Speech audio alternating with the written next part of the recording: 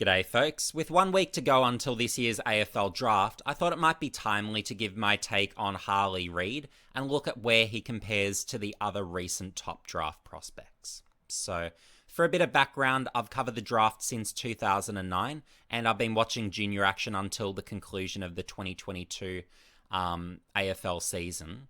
So I haven't watched a shred of junior football this year, just for clarity. But with that said, even going off of what I saw prior to this year, Harley Reid is one of my top 5 ever draft prospects that I've seen come through the junior ranks. And to be very specific in saying top 5, in terms of the sheer level of floor that he's already at. So he's someone where, and again, he's one of only 5 prospects I can say this, but a year or more out from being draft eligible, he's someone, and I'd even say 2 years out in his case, and I'd say it for a number of these other players that I'll mention in a moment as well, but he was already then able to play at AFL level and also be of such a level that he'd be able to impact already. So that's how highly I think of Harley Reid. And for the record, the other 4 that I have in that category, you've got Jason Horne-Francis, you've got Nick Dacos, you've got Will Ashcroft, and you've got Matt Rowell. In total, you've got the 5, where essentially you can just plug and play, put them in. You could put them in as 17-year-olds, and they're going to have an impact at AFL level. Same story as 16-year-olds. They're just that good. So, and that's what I'm talking about when I'm talking about their floor being the best. So I could make a statement and say Jack Lukosius is the best junior prospect that I've seen in terms of how he projects to the future. That's a very different discussion to what I'm saying is the floor. That's simply the lowest possible level I see them achieving. And from there, they're going to be a heap better, essentially. So essentially, they're really your guaranteed stars. Now, moving on to a controversial comment that I made on Twitter regarding Harley Reid's game. So, I made the comment, this was late October, and I'll put the tweet up in the corner for you now to have a look. But my comment was that Reid is, to paraphrase, a fusion between Dustin Martin and Luke Hodge. There's heaps of similarities that really are quite obvious and evident in the way he plays. And with Harley Reid as well, the key and why I make that comparison is that he's one of the few rare players with the capacity to impact in any part of the ground. And to be very specific with you, impact whether it's as a midfielder, as a forward, or in defense. So any of those 3 zones you can put him, and he's having an impact towards winning. And that there's a very big difference between having the versatility to play somewhere and being able to be adequate to actually being able to impact games significantly across each of those 3 areas. That's elite, and that's something that very, very few footballers have been able to do over the years. So that's part of the reason that I view him so highly.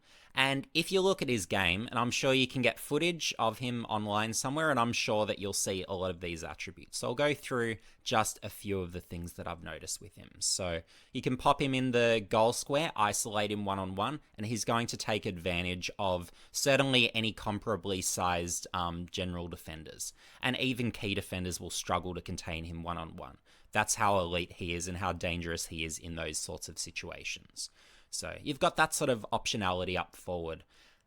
If you put him in defense, well, he's going to do a Luke Hodge, where he can basically he can conduct the defense, he can intercept to an elite level, he'll win his one-on-ones, but then additionally as well, he's generating meaningful drives. So he does have the burst of speed, but he's also a terrific kick out of defense. So you've got those options. And I'd also say of Harley Reid that I would very much like to see him follow the route that we've seen with the likes of Nick Dacos and Harry Sheezel, whereby they've started their careers with their first year in defense. I think that's the perfect transition for Harley Reid to really assure that he's going to really be comfortable from year 1 and really develop that confidence right away.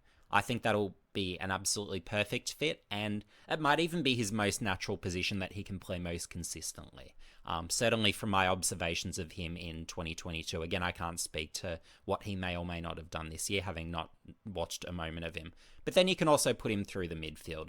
And he's got that contested brand of footy where he'll win his own ball, but then he's got that burst out of the contest as well. So you have all those elements to certainly look forward to with a Harley Reid. And yeah, that's why I certainly rate him as this year's top prospect, and one that certainly if I was a few picks down, I would be looking to move up for, conditional on the price being right, at least. And as a holder of pick one, oftentimes I would actually be an advocate of trading down from pick one. Oftentimes the top overall pick is actually a failure, and they don't have the careers that would be expected of someone with, certainly if you look at the draft points index, they certainly don't tend to, on average, live up to that value. But with a Harley Reid, I'm very confident that he'll not only live up to that value, but actually exceed it. And that can't be said in many years, but he is just one of those prospects on that level where I can give him that level of credit.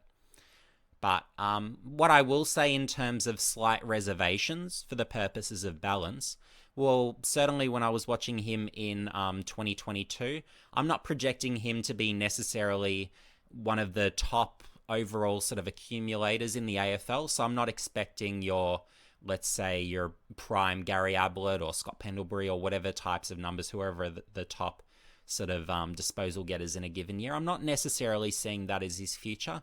And I'm not even going to say necessarily that he's best utilized as a pure midfielder. I think he's actually that good across other positions that I certainly wouldn't be pigeonholing him and limiting him to that degree. I think he's actually, particularly in the long run, going to be such a weapon forward of centre that you really don't want to miss out on having that for at least periods of games as a minimum. So you certainly do want him to retain that balance. But again, as I was mentioning earlier, well, you want him to probably start his career in defence and then probably shift forward more so, and then eventually get those midfield minutes as well. But year one ready, he'll have a year one impact. He'll be one of West Coast best players from year one, assuming they don't trade down, which I think is probably a reasonable assumption at this stage. So yeah, that's the kind of footballer we have to look forward to. And yeah, West Coast fans have to, certainly look forward to as well. And for a few ideas with Harley Reid, just as the ideas sort of flow to my head, I suppose. I know I've sort of spoken about his floor being one of the highest. And for the record, if you put me on the spot and make me order them from highest floor to lowest, well, I'd go Horn, Francis, Dacos in that order. It was so hard to pick the number one in that year. I went back and forth, started off with Horn Francis, went to Dacos, saw the final series in the sand full of Horn Francis, and then put him ahead. But yeah, I'd have Reid at 3 on that list for those that want to put me on record, I suppose. I'm sure there's a few of those types out there. And then I'd actually probably go Ashcroft, then Rao. And why I have them as such high floor players, for a bit of additional context as well, is they've got such elite contested games. And when you look at those players that have converted to AFL play, it's really consistently, particularly with the midfielders, been those that win a high percentage contested, but also win a high quantity contested.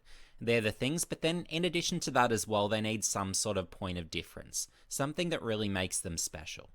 So with a Dacos, it's pretty obvious with how he moves, all the tricks he can do with ball in hand. You've got a Horn Francis where you've got that burst, you've got the leap, he can hurt you forward of centre.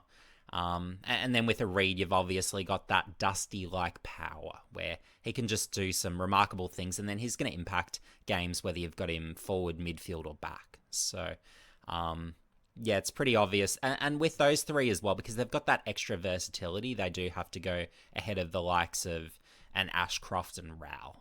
Just having those extra positions, extra tricks, it does put them that little bit ahead, even if the likes of an Ashcroft or a Rao could be even higher in terms of their contested game at that same age and stage. But looking at ceiling as well is an interesting discussion that is worth bringing up. And I would say with Harley Reid, he's definitely a top 10 ceiling player as well. And that's critical to look at as well. You really want to look at, well, what's the absolute upper limits that he could reach? So, and when I'm looking at a Harley Reid, he can be a top 5 player in the AFL quite reasonably. I don't think that's an unrealistic possibility. I'm not saying it's happening. He'll need to be developed well. There's far from assurances with that. Just as you'd say of a Horn Francis in the wrong situation, you put him in the right situation, is going to be playing better footy. And the same with a Nick Dacos going to a Collingwood, where clearly they've developed him very well, and he's absolutely fulfilling the entirety of his potential. Certainly, 2 years in, it's fair to comment. So, and you could even say similar of Harry Sheezel, where just phenomenal first year. And to sum up very briefly, so with Reid, is he going to be as good as Dusty? Is he going to be as good as Hodge? Well, the odds are there's not many that are really going to achieve that level, so you'd assume probably not. But with that said, you never say never, because he does have that scope to be one of the best in the competition. So yeah, we'll have to wait and see and enjoy what he has to serve up over the coming years. I do plan to make some more videos as the week progresses. Let me know if there's anything specific you would really like to hear from me. But yeah, do keep in mind, and I'll stress this again, I have not watched a second of junior footy this year. I haven't watched so much as a highlight reel of a single prospect. So don't know what anyone's been doing this year. Don't particularly know which players are rated where, or what are their ranges, or if someone did an ACL in round 2. I just wouldn't know any of those specifics this year. Just following the draft hasn't been on my radar at all. I've just been watching AFL footy at a very casual pace, probably comparable to most of you at home, I'd imagine. Not the hardcore level stuff I've done across all levels of footy, be it juniors, state leagues, and AFL in years past. That just hasn't been here this year. It's fair to say. Haven't had the energy for it. But anyway, folks, see you in the next video.